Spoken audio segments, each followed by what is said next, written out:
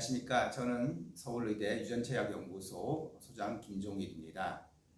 오늘은 저희 서울대 내과 박영주 교수님 그리고 소아청소년과 이영화 교수님과 함께 소아청소년기 갑상선암의 유전체 특성에 대해서 발표한 논문을 설명드리도록 하겠습니다. 이 연구를 처음 시작하게 된 것은 박영주 교수님과 이영화 교수님이 원래 저랑 공동을 같이 하고 있었는데 어느 날 아주 어린 환자, 사실은 만 5살이 채 안 되는 어린 아이였는데요. 이 아이가 갑상선암에 걸렸고 또 폐 전이도 됐고, 그리고 일반적으로는 이제 우리가 방사성 요오드 치료를 하면 이렇게 회복이 되거나 좋아지는데 거기에 전혀 반응하지 않는 그런 어린아이 환자가 있다는 이제 이야기를 가지고 온 것이 처음에 연구 시작이었습니다. 사실 이렇게 어린 아이한테 암이 생기는 것도 굉장히 드문 일이고, 또 이렇게 치료가 또 잘 안 돼서 이렇게 다른 치료 방법이 잘 없는 것도 굉장히 또 안타까운 일이었기 때문에 이 환자에 대해서 어떤 연구를 해보면 좋겠다라는 이제 생각을 가지고 처음에 이 환자의 종양 조직과 여러 가지 샘플을 가지고 이제 연구를 시작했습니다. 그렇게 해본 결과 굉장히 특이하게도 보통 갑상선암에서 자주 발견되지 않는 NTRK1이라는 유전자의 융합 유전자 변이를 발견할 수 있었습니다.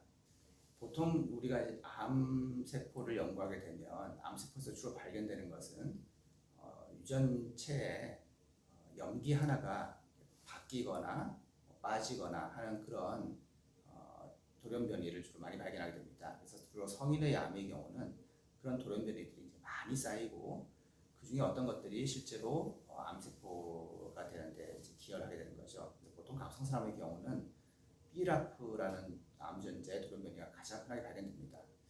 그런데 이제 가끔은 그런 염기 하나가 바뀌는 게 아니라 염색체 차원에서 염색체가 통째로 일부분이 뒤집어지거나 다른 염색체가 달라붙거나 하면서 염색체 변이가 생기고, 그러면서 평상시에 따로따로 떨어져 있던 두 유전자가 하나로 합쳐져서 나타나는, 두 개의 유전자가 하나로 붙어서 나타나는 융합 유전자라는 게 나타나게 됩니다.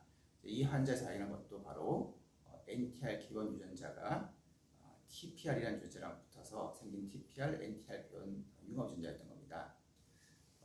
이 융합 유전자를 저희가 발견하고 굉장히 좀 흥미롭다고 생각한 것은 이제 이런 평상시 잘 발견되지 않는 드문 형태의 유전자 변이를 발견한 것도 있지만, 이 NTRK1이라는 유전자가 과하게 활성화돼서 나타나는 것이 이 환자에서 특징적인 현상이라면, 그 유전자가 에서 만들어진 단백질, 즉 NTRK1 단백질의 효소 활성을 억제하는 약이 이미 개발되어서 임상 시험 중에 있다는 걸 저희가 알고 있었기 때문입니다. 따라서 이 환자가 NTRK1 유전자의 과다한 활성 때문에 이 문제가 생긴 거라면 그것을 억제시켜줌으로써 이 환자한테 뭔가 치료법을 줄 수 있겠다 하는 그런 희망이 있었기 때문에 굉장히 흥분을 해서 저희 연구 결과를 이 환자한테 적용해서 이 환자가 좋은 어떤 치료 결과가 나타나기를 기대하면서 이 연구에 참여하게 된 것입니다. 이 NTRK1 단백질을 타겟으로 하는 라트로트렉티닙이라는 약은 실제로 이제 개발돼 있었습니다만 아직 그 임상 허가를 받은 약은 아니고요. 임상 시험 중에 있던 약입니다. 그래서 저희가 내과 오도영 교수님, 소아청소년과 강인진 교수님의 도움을 받고 이 제약회사 도움을 받아서 이 약을 이 환자한테 임상 시험 형태로 처리해 줄 수 있었고, 그 결과 그림에서 보시는 것처럼 평상시에는 방사선 요오드에 반응하지 않던 이 아이가 이 약을 처리한 다음에는 방사선 요오드에 의해서 이 암세포가 줄어드는 그런 결과를 얻을 수 있었습니다. 그래서 저희가 그 다음에 한 거는 이게 이 환자에서만 특이하게 나타나는 현상인가, 일반적으로 어린 소아청소년기 갑상선암에 나타나는 일반적인 특성인가를 확인하기 위해서 저희 서울대병원에 있는 여러 이제 기록들과 예전 샘플들을 뒤져가지고 좀 많은 숫자의 소아청소년기 갑상선암에 대한 유전체 연구를 시작하게 됐습니다.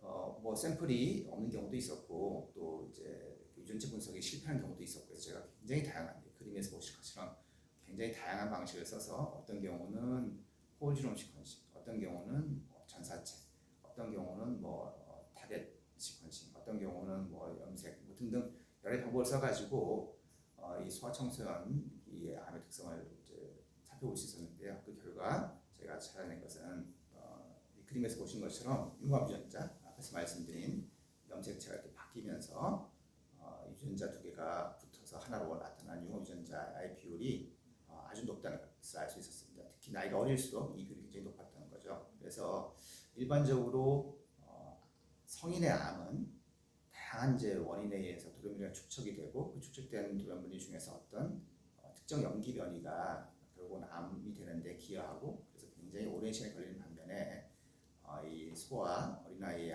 암의 경우는 이런 일종의 해프닝 같은 염색체 이 변이라는 어떤 그 하나의 해프닝에 의해서 이제 어린 나이에도 암이 생길 수 있다는 걸 저희가 이제 알게 된 것이고요. 그리고 나서 이제 또 하나 저희가 이런 그 융합 유전자를 타겟으로 하는 그런 치료법이 적용될 수 있을 것인가를 또 확인하기 위해서 또 다른 환자를 대상으로 비슷한 식으로 치료를 해봤습니다. 이 환자는 RET, 레트란 유전자가 역시 융합돼서 활성화된 케이스인데요. 이 경우도 레트를 타겟으로 하는 이제 약이 임상시험 중에 있어서 저희가 이 셀프카틴닙이라는 약을 또 제약회사 협조하에 얻어서 임상시험에 들어가서 이 환자에서도 비슷하게 이 약을 처리한 후에 환자에서 방사선요오드 치료가 더 잘 되는 것을 확인할 수 있었습니다. 또 저희가 이 소아청소년기 암에 대한 그 전사체 특성을 봤더니 NIS 유전자라고 해서 이 갑상선 암세포로 요오드를 집어넣는 데 필요한 이런 그 단백질의 발현량이 떨어지는 걸 확인할 수 있었습니다. 그래서 아마도 원래는 갑상선 암세포는 요오드를 잘 흡수하고 그러니까 우리가 방사선 요오드를 줘서 치료할 수 있었는데 이런 환자들한테서 이 방사선 요오드 치료가 잘 안 됐던 이유가 바로 이 NIS 단백질의 발현이 줄어들어서 그런 것 같다라는 걸 저희가 이제 밝힐 수 있었고 실제 박영주 교수님 팀에서 실험을 통해서 실제로 이 NIS가 발현이 떨어지는 세포주에다가 이런 타겟 항암제를 줬을 때 발현이 올라가고 그리고 방사선 요오드의 그 흡수가 올라가는 것도 실험적으로 확인할 수 있었습니다. 그래서 결론적으로 저희 이 연구에서는 이 그림에 요약된 것처럼 나이가 어릴수록 융합 유전자의 발현이 올라가고 그것 때문에 NIS 단백질 발현이 줄어들고 그 때문에 방사선 요오드의 흡수가 줄어들 수 있다는 걸 밝힌 거고요. 이 논문의 의미란 거는 이런 특히 어린 나이 갑상선 암일 경우에 저희가 이 유전체 연구를 통해서 어떤 유전체 변이로 암이 생기는 걸 확인하고 그 중에서 우리가 타겟이 있는 그런 변이를 발견한 경우는 그 타겟을 대상으로 하는 약을 투여함으로써 이 환자에 대한 맞춤 치료가 가능할 수 있겠다 하는 그런 비전을 보인 것이 이 논문의 의의라고 할 수 있겠습니다.